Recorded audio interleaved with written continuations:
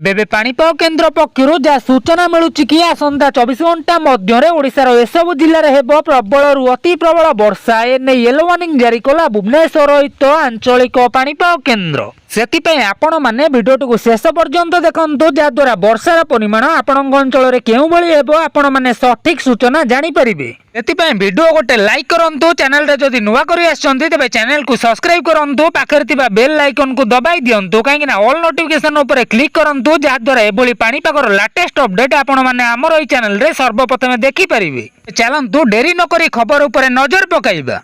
पूजारे विजाइब लघुचाप वर्षा कहीं पश्चिम केन्द्रीय उत्तर पश्चिम बंगोपसागर में सृष्टि होता लघुचापटी धीरे धीरे घनीभूत होउछि कहीं क्रमशः उत्तर दिग आड़ को गति करने सहित तीव्र हो आसंता 9 तारिख अर्थात सोमवार अवपातर रूप नहीं पारे। सेहीपरि लघुचाप प्रभाव में राज्यर विभिन्न स्थान में प्रबल वर्षा होवार संभावना रही कहीं आज आरंभ हो वर्षा से 10 तारिख जाए वर्षार प्रभाव। यहीपरि आसंता 3 घंटा मध्य ओडिशार जगतसिंहपुर, बलांगीर, नुआपड़ा, बरगढ़, जाजपुर, केन्द्रापड़ा, भद्रक, कटक, कोरापुट, मयूरभंज और कलाहांडी जिले में बिजुली घड़घड़ी सहित वर्षा नहीं सतर्क करिछि पाणीपाग विभाग।